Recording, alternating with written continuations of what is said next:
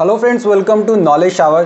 CLAT UG 2024 entrance exam की series में आपका स्वागत है। और आज की इस वीडियो में हम बात करने वाले हैं complete PYQ analysis of 2023 CLAT UG entrance examination.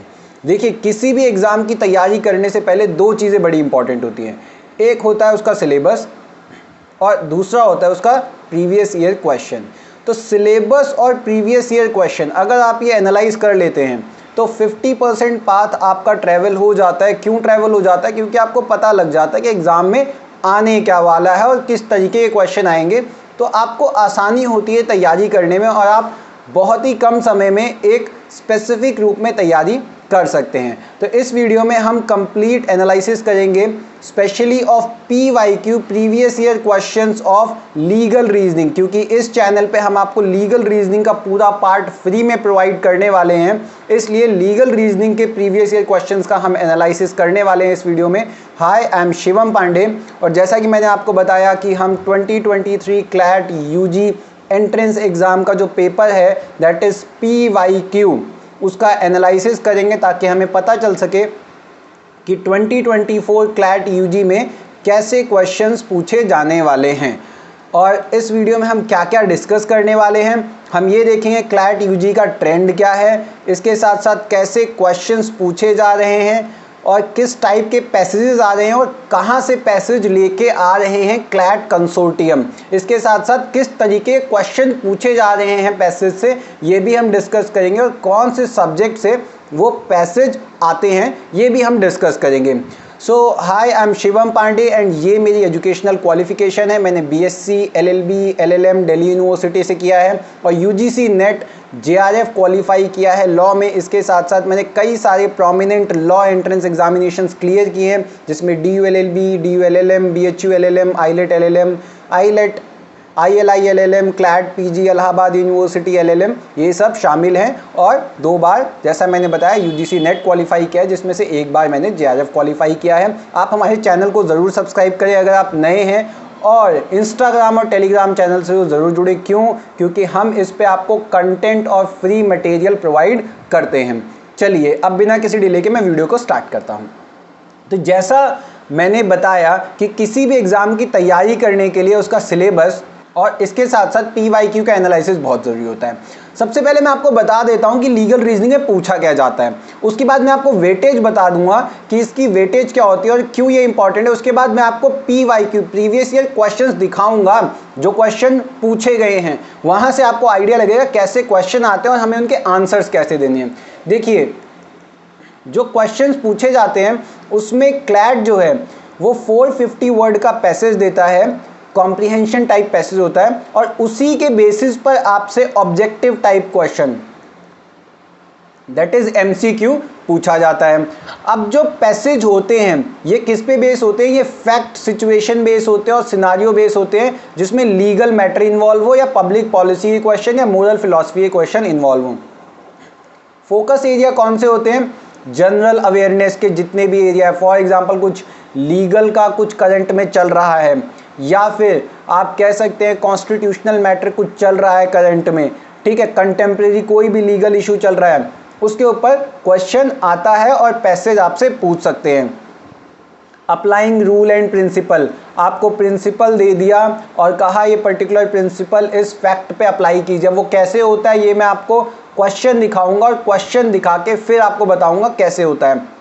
Ability to understand passage और चेंज द रूल, सो ये सारी चीज़ें की फोकस एरिया होता है। और टॉपिक कौन कौन से लीगल रीजनिंग में पूछे जाते हैं? इंडियन कॉन्स्टिट्यूशन बहुत ही प्रोमिनेंट टॉपिक है। इंडियन कॉन्स्टिट्यूशन से क्वेश्चन आता है, इंडियन कॉन्स्टिट्यूशन से पैसेज आते हैं और इंडियन कॉन्स्टिट्यूशन में fundamental right, fundamental duties, judiciary, parliament, DPSP that is directive principle of state policy, local government, ये सब पूछा जाता है। इंपॉर्टेंट अमेंडमेंट से रिलेटेड क्वेश्चन आते हैं, उससे रिलेटेड प्रोविजन आते हैं, इंपॉर्टेंट जजमेंट से रिलेटेड आते हैं, करंट लीगल अफेयर जैसे मैंने बताया उससे रिलेटेड आते हैं और आपके जो नॉर्मल जो आप कह सकते हैं छोटे छोटे लॉज हैं उनसे रिलेटेड आते हैं, जो इंपॉर्टेंट लॉज जैसे लॉ ऑफ टॉर्ट हो गया, कॉन्स्टिट्यूशनल लॉज हो गया, कॉन्ट्रैक्ट लॉ हो गया, IPR हो गया, फैमिली लॉ हो गया, इससे क्वेश्चन आते हैं और 12th बेस पे सारा पेपर होता है। अब देखिए, एक इंपॉर्टेंट चीज़ मैं आपको बता दूं, क्लैट जो है वो एक चीज़ कहता है आपको प्रायर नॉलेज होने की ज़रूरत नहीं है। प्रायर नॉलेज प्रायर नॉलेज का मतलब क्या होता है, आपको पहले से उस टॉपिक के बारे में, उस लॉ के बारे में पता हो, ये ज़रूरी नहीं है, लेकिन वो कहता है जनरल अवेयरनेस होनी चाहिए आपको। मतलब देश दुनिया में क्या चल रहा है उसकी एक जनरल अवेयरनेस होनी चाहिए आप में, कि देश में लीगल इशू को लेके क्या चीज़ें चल रही हैं। तो लॉ की प्रायर नॉलेज ज़रूरी नहीं है, जनरल अवेयरनेस लेकिन ज़रूरी है। और इस चैनल पे हम आपको लीगल का पूरा कंटेंट फ्री में देंगे और आपको वीडियो लेक्चर सीरीज़ के थ्रू पढ़ाएंगे चीज़ें, और कैसे अप्रोच करना है लीगल रीजनिंग वो बताएंगे। करना क्या है, सिर्फ चैनल को सब्सक्राइब करना है। तो देखिए सिलेबस की जैसे मैंने बात बताई, तो लीगल रीजनिंग जो है 30% आपका मिनिमम आता है। सो बहुत ही इंपॉर्टेंट पोर्शन है, आपके सिलेक्शन को पूरा डिसाइड कर देता है एक तरफ से, अगर आपका लीगल का सेक्शन सही गया है। क्यों? क्योंकि ये ऑब्वियसली लॉ का एग्ज़ाम है। अब देखिए, अगर हम 2023 एग्ज़ाम के एनालिसिस करें, प्रीवियस ईयर क्वेश्चन पेपर के एनालिसिस करें, तो लीगल का मैं बता रहा हूँ आपको, लीगल रीजनिंग 8 पैराग्राफ थे, और 8 पैराग्राफ में पर पैराग्राफ 5 क्वेश्चन, मतलब एक पैराग्राफ में 5 क्वेश्चन थे। तो टोटल 40 क्वेश्चन आपके आए थे लीगल रीजनिंग से। लीगल रीजनिंग से 40 क्वेश्चन आए थे, तो एक बहुत ही बड़ा अमाउंट है। अब देखो इंपॉर्टेंट क्या है कि पिछले साल तक 150 क्वेश्चन थे, लेकिन अब 150 की जगह आप कितने क्वेश्चन पूछे जाएंगे, 120 क्वेश्चन पूछे जाएंगे। तो अगर आप इसका 30% कर दें तो करीब करीब ये 35 to 40 के आसपास आपको मिल जाएगा। अगर आप 30% करेंगे इसका सीधा सीधा तो 40 क्वेश्चन आपका हो जाएगा, जो इस बार भी पूछा जा सकता है। क्यों? क्योंकि लीगल इज वेरी इंपॉर्टेंट। चलिए अब मैं आपको पेपर दिखाता हूं कि पेपर 2023 का आया कैसा था, और आपको अप्रोच कैसे करना है, और पैराग्राफ से हमें आंसर मिलेंगे या हमें प्रायर नॉलेज की ज़रूरत है, हम ये देखते हैं। चलिए, तो ये आपका UG 2023 that is CLAT UG 2023 entrance exam का पेपर है, जिसके थ्रू 5 ईयर LLB प्रोग्राम में आपका एडमिशन लिया जाता है। अब इसके लीगल सेक्शन की अगर हम बात करें, तो लीगल सेक्शन आपको इसमें मिल जाएगा पेज नंबर 18 से, जो आपका पेपर है। और देखिए, ये जो लीगल रीजनिंग का सेक्शन है, इसमें पैराग्राफ बेस पे आपके क्वेश्चन पूछे गए हैं। आप ये पैराग्राफ देख सकते हैं, पैराग्राफ बेसिस पे क्वेश्चन पूछे गए हैं, और ये पैराग्राफ कहाँ से निकाला गया है उसका सोर्स भी बता दिया गया है। एक्सट्रैक्ट क्या है, with edit and revision from, if wife is asked to do household work does not mean she is treated like maid. ये बॉम्बे हाई कोर्ट का एक वर्डिक्ट है, जो the wire newspaper, the wire newspaper से लिया गया। देखिए आप सोर्स देखिए, आपको पता लग जाएगा पढ़ना कैसे और क्या पढ़ना है। कहाँ से लिया गया? द वायर न्यूज़पेपर से। अब देखिए मैं इसको आपको पढ़ के बताता हूँ, यहाँ से हमें कैसे क्वेश्चन निकल के आएंगे, उसके आंसर्स वो मैं आपको बताता हूँ, और उसके बाद अप्रोच कैसे करना है ये भी आपको बताऊंगा। एक क्वेश्चन अटेम्प्ट करूंगा, बाकी आपको दिखा दूंगा कि पेपर क्या है, और टेलीग्राम पे शेयर भी कर दूंगा पूरा पेपर। करना क्या है, टेलीग्राम पे जुड़ जाना है, लिंक मैं डिस्क्रिप्शन बॉक्स में दे दूंगा। चलिए, सबसे पहले अगर मैं लीगल रीजनिंग की बात करूं, जैसा मैंने बताया, प्रायर नॉलेज जो है वो ज़रूरत नहीं है, प्रायर नॉलेज की ज़रूरत नहीं है। ज़रूरत क्या है? जनरल अवेयरनेस की। जनरल अवेयरनेस का मतलब क्या है कि उस पर्टिकुलर टॉपिक के बारे में पता होना चाहिए आपको। जैसे आपको टेक्नोलॉजी के बारे में पता है ना कि आज एक नई गेम आई है, जनरल अवेयरनेस है, आप कहीं पढ़ते थोड़ी हैं, वैसे ही आपको जनरल अवेयरनेस होनी चाहिए कि भाई ये पर्टिकुलर टॉपिक जो है इसके बारे में न्यूज़पेपर में आया, आप न्यूज़पेपर पढ़ रहे हैं, तो सोर्स एक बड़ा इंपॉर्टेंट है, वो है न्यूज़पेपर। चलिए वो सब सोर्सेज की बात मैं बाद में करूँगा और इसी वीडियो में बताऊँगा आपको, लेकिन सबसे पहले हम पढ़ लेते हैं इसको, इस पैराग्राफ को। चलिए, क्या है ये पैराग्राफ? कहता है क्वॉशिंग अ केस ऑफ क्रूएलिटी। कौन से केस की बात है? Cruelty that was file against a man by his wife. तो एक हस्बैंड ने अपनी वाइफ के अगेंस्ट क्रूएलिटी के केस को, बेसिकली एक वाइफ ने अपने हस्बैंड के अगेंस्ट क्रूएलिटी का केस फाइल किया। तो हस्बैंड ने क्या किया, इस पर्टिकुलर केस को क्वैश करने के लिए फाइल की पिटीशन, कहाँ पे? बॉम्बे हाई कोर्ट में, and said that if a married lady is asked to do household work for the family, it cannot be said that she is treated like a maid।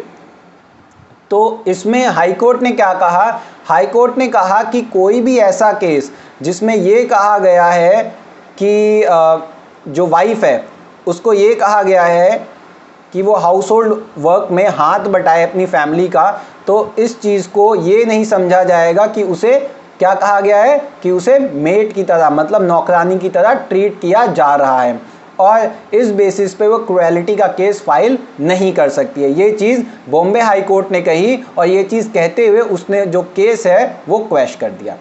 ठीक है, आई बात समझ? मैं दोबारा बता देता हूँ। एक वाइफ ने अपने हस्बैंड और उसकी फैमिली के अगेंस्ट एक केस फाइल किया था। केस क्या था? केस था क्रुएलिटी का। अब इस केस को क्वैश करने के लिए जो हस्बैंड है वो कहाँ चले गया? वो गया हाई कोर्ट में। तो हाई कोर्ट ने क्या कहा कि यदि किसी वुमेन को, किसी मैरिड वुमेन को, मैरिड लेडी को हाउस होल्ड वर्क में हाथ बटाने के लिए कहा जाता है तो ये चीज़ क्रुएलिटी नहीं होगी, और आप ये ग्राउंड नहीं ले सकते कि आपको नौकरानी समझा जा रहा है। ठीक है, the court was hearing an application, देखिए पैराग्राफ ध्यान से पढ़िए। The court was hearing an application by the husband and his parent seeking the proceeding against them are quash, जैसा जो मैंने बात बताई आपको। तो FIR that is first information report was filed against the trio, that is तीनों के against, उसके mummy papa that is husband और उसके मदर एंड फादर, इनके अगेंस्ट क्या था? एक FIR फाइल हुई थी। कब फाइल हुई थी? सितंबर में फाइल हुई थी 2020 में।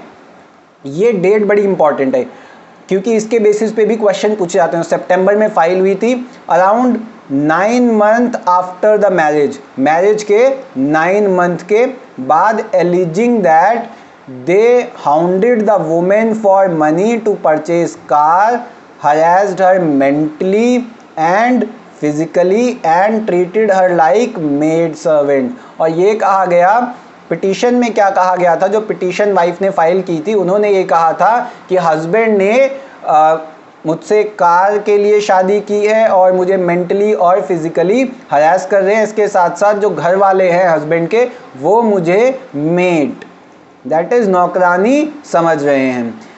एग्जामिनिंग द एविडेंस, पूरे एविडेंस को एग्जामिन करने के बाद कोर्ट को क्या पता चलता है? That there was no merit, कि इस केस में कोई मेरिट ही नहीं है। देखो इस पैराग्राफ को ध्यान से पढ़ लो, ये क्वेश्चन जहां कर लिया आपको पता लग जाएगा क्वेश्चन आने कैसे, तैयारी कैसे करनी है।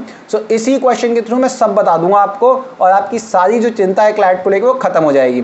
सो इसलिए ध्यान से देखो इसको।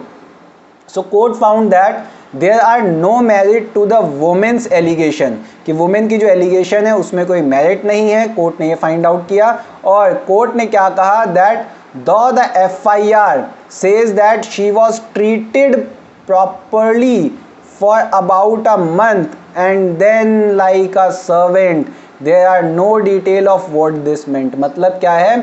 कोर्ट ने ये कहा कि जैसा कि वाइफ कह रही है कि उन्हें 1 महीने तक तो सही से रखा गया, भाई नई नवेली दुल्हन है तो नई नवेली दुल्हन के नखरे तो सहे जाते हैं और उसे ठीक से रखा जाता है।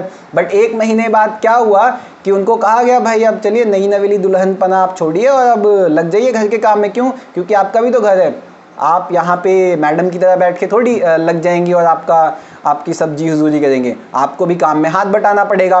तो जब ये चीज़ कही गई और इसके बेसिस पे जो एलिगेशन लगाया गया तो इसमें कोई मेरिट नहीं दिखता है, और इसी चीज़ को लेकर कोर्ट ने कहा भैया कि if a married lady is asked to do household work for the purpose of the family, it can not be said that it is like a maid servant. तो ये नहीं कहा जाएगा कि वो मेड सर्वेंट मतलब कि उसको नौकरानी की तरह ट्रीट किया जा रहा है।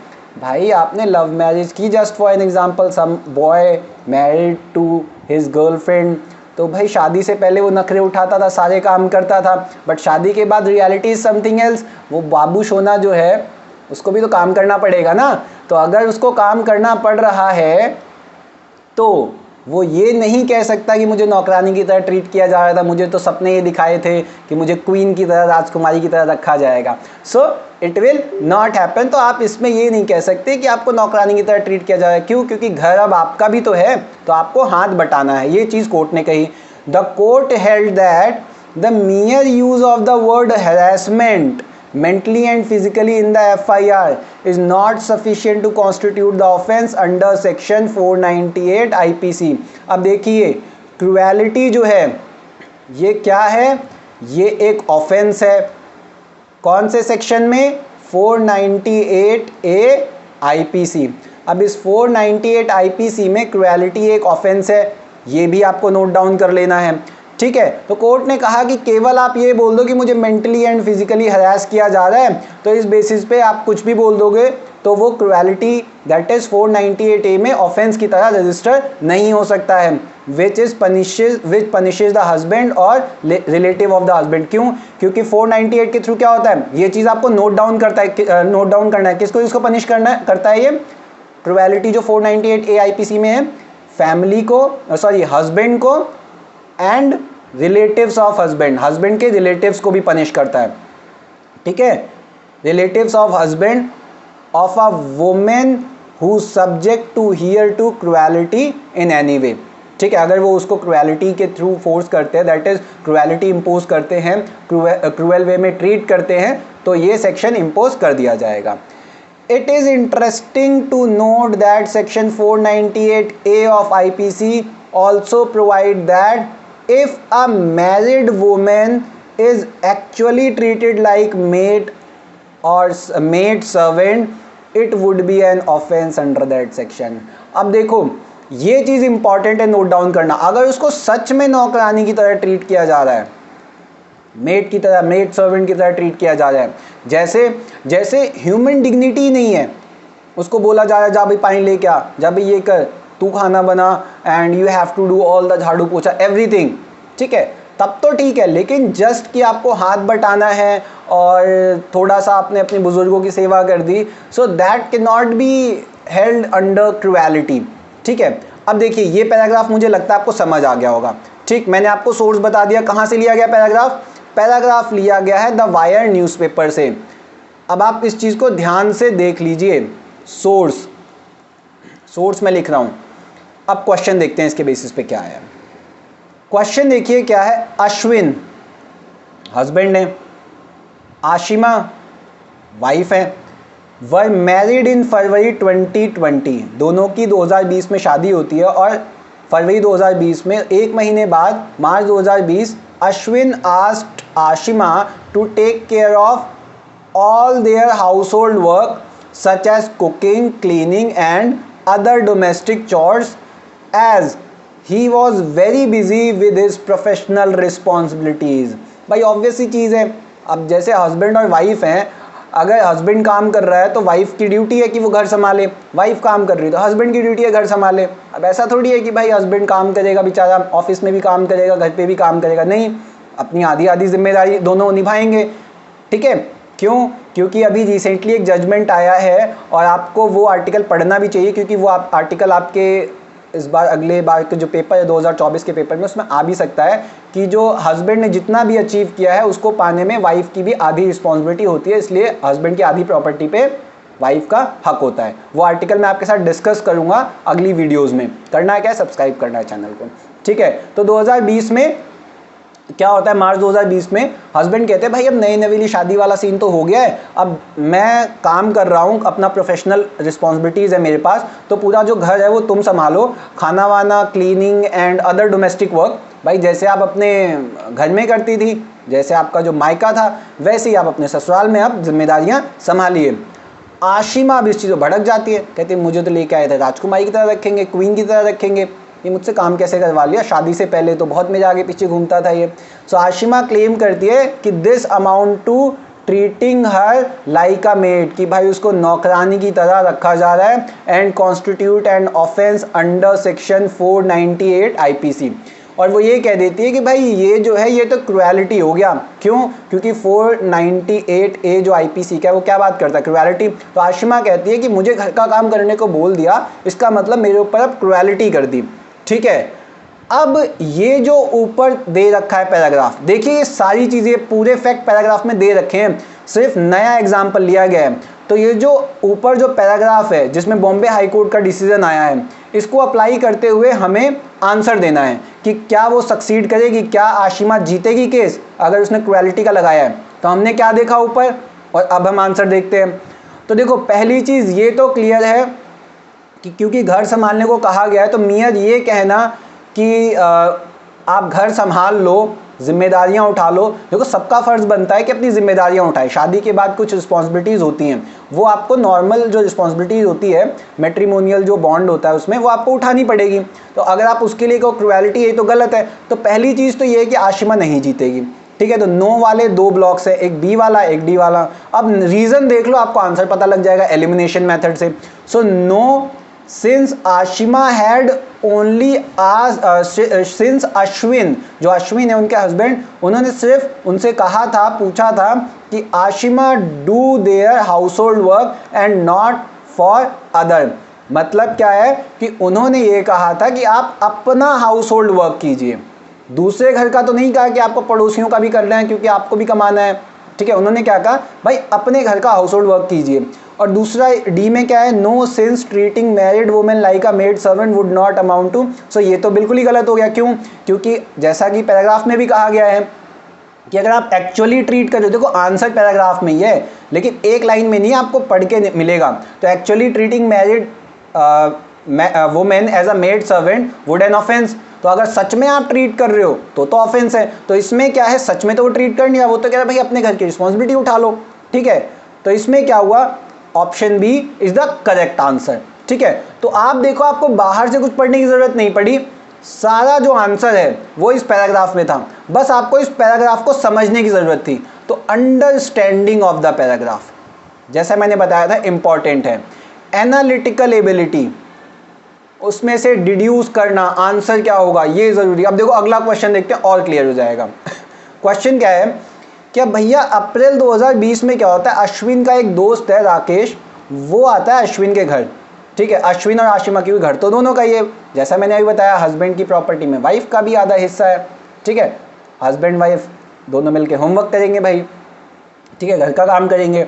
सो अप्रैल 2020 में अश्विन का फ्रेंड राकेश जो है वो अश्विन और आशिमा के घर आता है और उनके घर में रहता है with them for few days, कुछ दिनों के लिए रहता है। अतिथि कब जाओगे, ठीक है। During his visit he is very mean to Ashima and uses abusive languages with हर।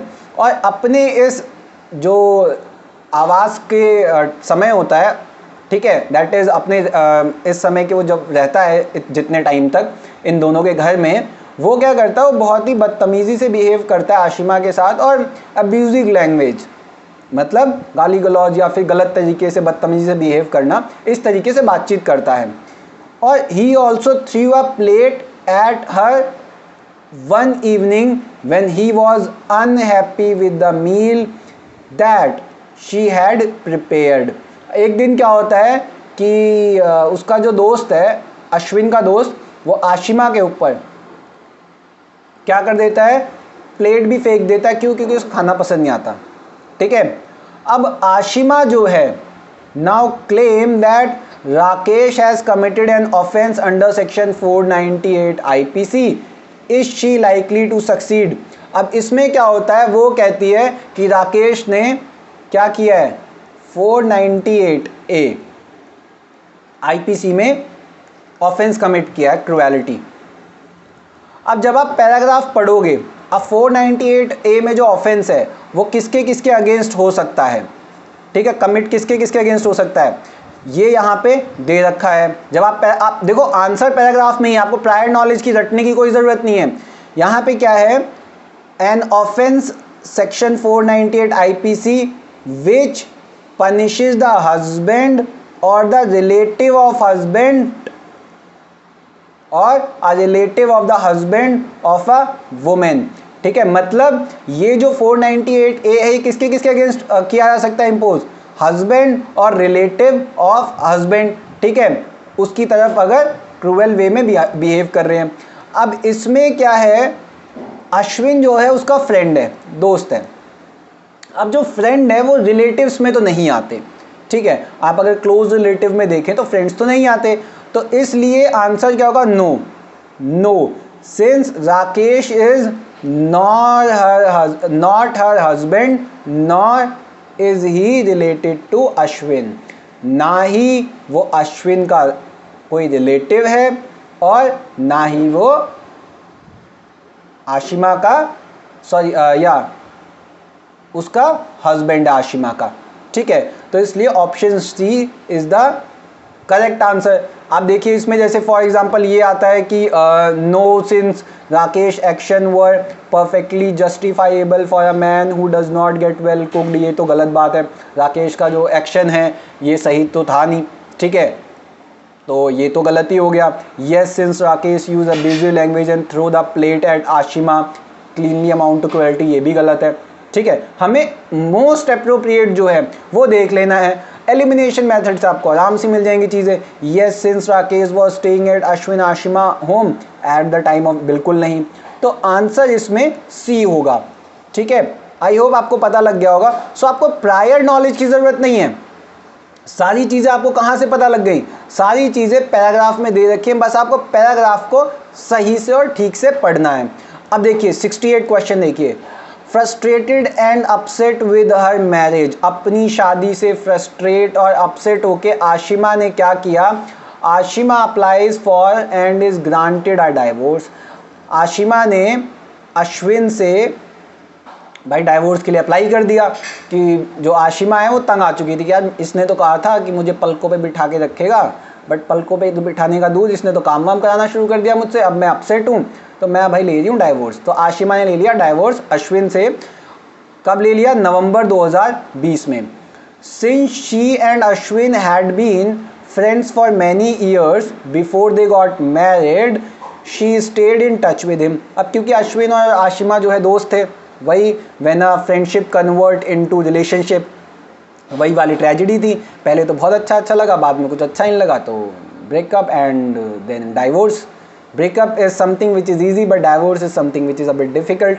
तो उन्होंने डाइवोर्स ले लिया और क्योंकि वो दोस्त थे तो हमेशा वो टच में शादी के डाइवोर्स के बाद भी रहने लग गए।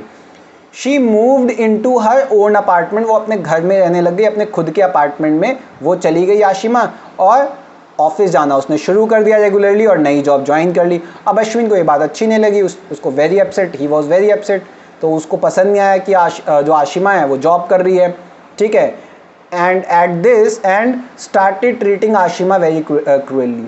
और इससे क्या हुआ, अश्विन इतना गुस्सा हुआ कि आशिमा को क्रूअली ट्रीट करने लग गया, मतलब उससे बदतमीजी से बात करने लग गया, ये सारी चीज़ें।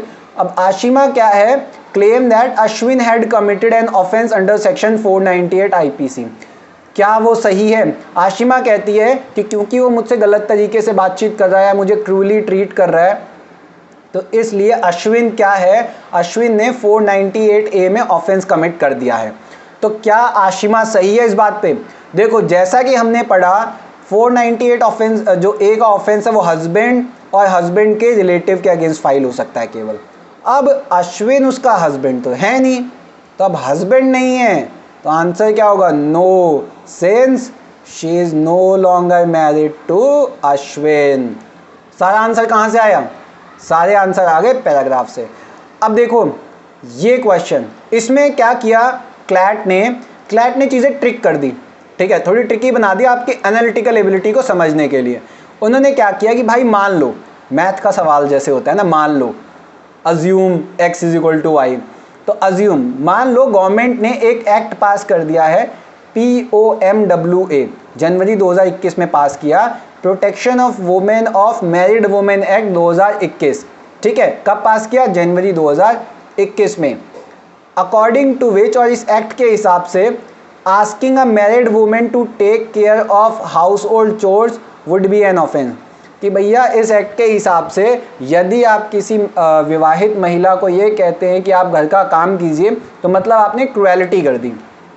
और POMWA क्या है, ये प्रोवाइड करता है पनिशमेंट, और punishment in the form of fine. वो ये कहता है ऑल्सो प्रोवाइड दैट कि अगर मैन कमिट करता है ये ऑफेंस तो उसको कंपनसेशन देना पड़ेगा अपनी वाइफ को, या फिर वुमेन को क्या देना पड़ेगा, कंपनसेशन देना पड़ेगा। अब POMWA even applies to action that were committed any time in 3 years prior to new law। मतलब क्या है, जनवरी 2021 में ये लॉ पास हुआ है, 3 साल पहले, मतलब 3 साल पहले आप ले लीजिए 19, 20, 21, मतलब 3 साल पहले आप ये समझ लीजिए 19 से, ठीक है, या 18 से मान लीजिए, जनवरी 18 से ये एक्ट, इससे इस टाइम पे भी अगर कोई ऑफेंस हुआ है ना, उसको अगर काम करने के लिए कहा गया है 3 साल पहले भी, तो वो भी कंसिडर किया जाएगा क्रुएलिटी, और 3 साल पहले का जो केस है वो भी फाइल किया जा सकता है, मतलब 2018 ऑनवर्ड्स। ठीक है, ये चीज़ कही गई। अब क्या होता है, prior to the coming into force and even if the man and women involve in the matter were no longer married. और देखो, ये हस्बैंड जो है उसके अगेंस्ट तो फाइल होगा ही होगा, लेकिन मान लो कि अगर वो मैरिड नहीं है, वो डाइवोर्स हो गया उनके बीच में, इनके बीच में कोई रिलेशन नहीं रहा, डाइवोर्स होने के बाद भी ये जो एक्ट है ये लागू होगा, मान लो वाली सिचुएशन है। मतलब जो जो कमियां पहले क्रुएलिटी में थी, क्रुएलिटी वाले सेक्शन में, वो सारी कमियां इसमें फुलफिल कर दी गई कि भाई डाइवोर्स हो गया तब भी एप्लीकेबल होगा, और अगर झाड़ू पोछा करने के लिए, हाउस होल्ड वर्क करने के लिए कह दिया गया तब भी एप्लीकेबल होगा। ठीक है, और 3 साल पहले का भी कोई केस है, इस एक्ट के पास होने के 3 साल पहले का भी कोई केस है, वो भी एप्लीकेबल होगा, और पनिशमेंट में क्या होगा, हस्बैंड को कंपनसेशन देनी पड़ेगी। अब ये चीज़ सुन ली किसने, आशिमा ने। आशिमा को पता लग गया, अच्छा ये चीज़ है, ये एक्ट पास हो गया है, अब भाई मज़ा आ गया। अब उसने क्या किया, आशिमा ने एक और बात, क्योंकि पहले तो ये कहा कोर्ट ने कि भाई आपका हस्बैंड तो है नहीं है अब, तो आप 498A में पास नहीं कर, मतलब आप क्लेम नहीं कर सकते हो। तो अब तो ये तो हो गया कि जो डाइवोर्स है उस पर भी एप्लीकेबल हो जाएगा। तो आशिमा एक और बार अश्विन पे क्लेम करती है इस चीज़ को कि भैया इसने ऑफेंस कमिट कर दिया 498A IPC में, and claim compensation under POMWA for his action. Is she write and will she succeed. अब क्या वो सही है और वो सक्सीड करेगी इस केस में? दो चीज़ें पूछी गई हैं इस पूरे फैक्ट पे कि क्या वो सही है, पहला तो ये है, और दूसरा क्या वो ये केस जीतेगी और उसको आप कह सकते हैं कि उसको रेमेडीज़ मिलेंगी। तो देखिए इस केस में क्या होगा, आंसर क्या है कि आशिमा विल गेट कंपनसेशन। ये तो बिल्कुल सही बात है, क्योंकि डाइवोर्सी हो कुछ भी हो तो कंपनसेशन। तो अब ये देख लीजिए गेट कंपनसेशन किस में, इन दोनों में है। नाइदर गेट कंपनसेशन काट दीजिए, ठीक है। अब इसमें देखिए कंपनसेशन मिल रहा है, but she is not right because Ashwin committed an offence under section 498 IPC and she is also right about Ashwin committing an offense under section 498 IPC। तो यहाँ पे ऑप्शन बी करेक्ट है। क्यों? क्योंकि आशिमा जो है कंपनसेशन मिल जाएगा, लेकिन अश्विन ने 498A IPC में कोई ऑफेंस कमिट नहीं किया है। क्यों? क्योंकि 498A IPC में जो ऑफेंस कमिट होगा वो केवल हस्बैंड और हस्बैंड के रिलेटिव करेंगे। तो इसलिए जो आशिमा ने बात कही है ना कि इन्होंने 498A में ऑफेंस कमिट किया है, तो ये वाली बात तो गलत होगी। वो सक्सीड तो होगी, कंपनसेशन उसको मिलेगी, लेकिन ये जो बात है कि 498A IPC में ऑफेंस कमिट हुआ है, ये बिल्कुल गलत चीज़ है और इस पर सक्सीड नहीं होगी। अब उसके बाद एक और क्वेश्चन है, this was the question.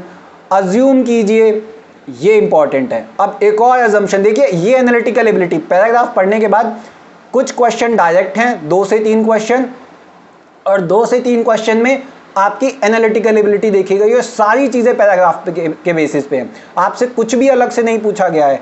Assume that मार्च 2021 में, ये जो डेट से बड़ी इंपॉर्टेंट है, अज्यूम कीजिए कि मार्च 2021 में गवर्नमेंट इस सेक्शन 498A IPC को चेंज कर देती है, ठीक है। The effect of this change is that asking a married women to do household chore even for their own family by herself would be will be considered cruelty and therefore an offense under this section. Someday after this change come into effect, Shamita, Asmita's friend at work, tell her that her husband has been forcing her to do all the household work by herself. Ashima tells Shamita that her husband's action would amount to an offense under section 498 IPC, even though Ashima herself has been unsuccessful in having Ashwin's convict under that section in the past. Is Ashima's advice to Shamita correct? देखो इसमें क्या कहा गया है, मार्च 2021 में क्या होता है, गवर्नमेंट ये एक्शन लेके आ जाती है, 498A में चेंज करती है और वो कह देती है कि भाई अगर हाउस होल्ड वर्क के लिए अगर हस्बैंड फोर्स करता है या उसका फैमिली फोर्स करता है तो वो क्रुएलिटी में आ जाएगा। अब अश्मिता से वो ये बात बताती है, अश्मिता जो है वो कहती है कि भाई आप 498 एक क्रुएल्टी में केस फाइल कर सकते हो। अब कहा यह गया है कि अश्मिता खुद जो है वो 498 ए क्रुएल्टी का जो केस है वो अपने हस्बैंड के अगेंस्ट फाइल नहीं कर पाती है। तो क्या ये जो एडवाइस है अब जो दी है अश्मिता ने वो सही है? देखो, क्योंकि चेंजेस किए गए, आपको कंफ्यूज करने की कोशिश की गई है, दो बात कही गई है और आपको कंफ्यूज करने की कोशिश की गई है। भाई देखो, जब ये लॉ मार्च में पास हो गया है और उसके बाद ये घटना घट रही है किसके साथ? आशिमा की फ्रेंड के साथ। तो आशिमा की फ्रेंड जो है वो सक्सीड तो करेगी। तो ये जो एडवाइस जो आशिमा ने दी है अपनी फ्रेंड को, क्या है? सही है, यस। तो यस वाले ऑप्शन देख लो और उसमें ऑप्शन ए ज़्यादा अप्रोप्रिएट है, सिंस सेक्शन 498 जो है अब वो चेंज कर दिया गया है और अश्मिता के जो हस्बैंड है जो मतलब उसको फोर्स कर रहे हैं उनके अगेंस्ट एक्शन लिया जाएगा। अब ये देखो, सिमिलरली दूसरा पैराग्राफ जो है क्रिमिनल प्रोसीजर आइडेंटिफिकेशन एक्ट 2022, ये नया एक्ट आया है, ठीक है, इसके रिगार्डिंग है और ये जनरल अवेयरनेस से रिलेटेड है, ठीक है, बहुत ही इंपॉर्टेंट एक्ट है और इसके बेसिस पे क्वेश्चन आया है। अब एक क्वेश्चन इसमें करके बताऊंगा आपको, जो इंपॉर्टेंट जो चीज़ आपको देखनी है। कौन सा? देखिए, ये जब आप एक्ट पढ़ेंगे तो इसमें ये कहा गया है कि ये जो एक्ट है तब तक एनफोर्स नहीं होगा जब तक रूल नोटिफाई नहीं होंगे। और ये जो रूल नोटिफाई कब हुए हैं? सितंबर 19, 2022 को रूल नोटिफाई कर दिए गए हैं, मतलब सितंबर 19, 2022 के बाद जो है ये जो एक्ट है एप्लीकेबल है। अब यहाँ पे एक, अच्छा, ये कहाँ से निकाला गया? द हिंदू से। सोर्स देख लो, सोर्स क्या है? द हिंदू। सोर्स मैं जानबूझ के बता रहा हूँ ताकि आपको पता लगे पढ़ना क्या और कहाँ से पढ़ना है। अब देखो, ये मैंने आपको डेट क्यों बताई? डेट इसलिए बताई क्योंकि एक व्यक्ति को अप्रैल 2022 में अरेस्ट किया जाता है और उससे कहा जाता है इंप्रेशन, फिंगरप्रिंट, ये सब देने के लिए। तो क्या जो है वॉज भाग्येश, क्या वो बाउंड होगा फिंगरप्रिंट देने के लिए? Answer is no. क्यों? क्योंकि रूल अभी तक नोटिफाई ही नहीं हुआ। रूल कब नोटिफाई हुआ था? 19 सितंबर को। तो इसलिए पैराग्राफ को पढ़ना ज़रूरी है अच्छे से। क्यों? क्योंकि यहाँ पे पता लगेगा भैया एक एक माइन्यूट इन्फॉर्मेशन, डेट्स, कब नोटिफाई हुआ। खुला दिमाग, आपको पैराग्राफ समझ आना चाहिए। अंडरस्टैंडिंग पावर, एनालिटिकल एबिलिटी, ये इंपॉर्टेंट है और यही देखा जाएगा क्लैट में। क्यों? क्योंकि एक एडवोकेट जो होता है, एक लीगल प्रोफेशनल जो होता है, उसकी एनालिटिकल एबिलिटी ये बहुत अच्छी होनी चाहिए। अंडरस्टैंडिंग, लैंग्वेज के ऊपर कमांड, ये अच्छी होनी चाहिए। और जब आपको पैसेज आपको कब समझ आएगा? जब आप धैर्यतापूर्वक इसको पढ़ेंगे, ठीक है। तो इसलिए इसको पढ़ना बहुत ज़रूरी है और ये इंपॉर्टेंट चीज़, जैसा मैंने अभी क्वेश्चन बताया, ऐसे क्वेश्चन ये पूछे जाएंगे, इसको आपको फाइंड आउट करना है। ये पूरा पेपर मैं आपको दे दूंगा टेलीग्राम चैनल पे। और अब मैं आपको बताता हूँ कि पढ़ना क्या है, कैसे है, लीगल रीजनिंग को अप्रोच कैसे करना है, ठीक है, ये मैं आपको बताता हूँ। और अपनी क्लासेस के बारे में बताता हूँ कि आपकी फ्री की ये क्लासेस चलेगी कैसे, ठीक है जी। देखिए, अब ये जो प्रिपरेशन टिप की बात करें तो सबसे पहले क्लैट ने ही बता दिया है इंपॉर्टेंट जजमेंट्स और जो इश्यूज़ हैं जनरल अवेयरनेस के, वो आपको देखने हैं, ठीक है। तो आपको देखना क्या क्या है? जनरल अवेयरनेस के जो इश्यूज़ हैं, ठीक है, जो किससे रिलेटेड हैं? लीगल से रिलेटेड हैं, कॉन्स्टिट्यूशनल मैटर से रिलेटेड हैं, ये चीज़ें आपको देखनी हैं। कोई केस लॉ है, जनरल केस लॉ, वो देखना है। सोर्स क्या होगा आपका? न्यूज़पेपर। सारे ही क्वेश्चन लगभग न्यूज़पेपर के आर्टिकल से आए हैं। क्यों? क्योंकि आपको जनरल अवेयरनेस न्यूज़पेपर से मिलती है। कौन कौन से न्यूज़पेपर पढ़ने हैं? सबसे पहले इंडियन एक्सप्रेस। कहाँ मिलेगा? टेलीग्राम चैनल ज्वाइन कर लीजिए और व्हाट्सएप ग्रुप का भी लिंक दे दूंगा मैं आपको, वहाँ से आपको मिल जाएगा। दूसरा, द हिंदू न्यूज़पेपर, उसके साथ साथ आपका टेलीग्राफ न्यूज़पेपर, फिर द वायर, ये सारी चीज़ें आपको यहाँ से मिलेंगी। लीगल के जो आर्टिकल आपको पढ़ने हैं और आपको चिंता करने की ज़रूरत नहीं है। क्यों? क्योंकि ये सारी चीज़ें हम अपने चैनल पे आपको प्रोवाइड करेंगे कंसोलिडेटेड फॉर्म में। This is about our classes, free lecture series, और लीगल रीजनिंग के ही फ्री लेक्चर आपको मिलने वाले हैं। अगर आप हमारे साथ कोचिंग हमारी ज्वाइन करना चाहते हैं तो आप हमें कांटेक्ट कर सकते। अपनी क्लासेस में आपको फ्री लेक्चर तो देंगे लीगल रीजनिंग के, इसके साथ साथ आपको PYQs ये कराएंगे ताकि आपको पता लगे क्वेश्चन आते कैसे हैं, उनको अप्रोच कैसे करना है, सॉल्व कैसे करना है। डेली एक क्वेश्चन कराएंगे। हमारा सैम्पल क्वेश्चन भी होगा, PYQ भी होगा और मिक्सचर होगा, जो करंट आर्टिकल्स आ रहे हैं उससे रिलेटेड भी होगा। डाउट सेशन ये आपके कराए जाएंगे। और ये जो चीज़ें हैं, लीगल रीजनिंग के साथ साथ आपको GK और करंट अफेयर्स भी इसी चैनल पे प्रोवाइड होगा, और वो भी हम फ्री में प्रोवाइड करेंगे लेक्चर्स आपको। और सैम्पल पेपर और मॉक टेस्ट ये आपको प्रोवाइड किया जाएगा, ठीक है। सो फ्री में चीज़ें मिल रही हैं, करना क्या है, सिर्फ चैनल को सब्सक्राइब करना है, और सब्सक्राइब करने के साथ साथ इसको अपने फ्रेंड्स के साथ शेयर करना है, और टेलीग्राम चैनल को ज्वाइन कर लेना है, ठीक है। आपका सारा काम यहीं पे हो जाएगा। सो आई होप आपको सब समझ आ गया होगा कि कैसे अप्रोच करना है, कैसे पेपर को अटेम्प्ट करना है। Thank you so much for watching the video. Please like, share and subscribe. Thank you so much.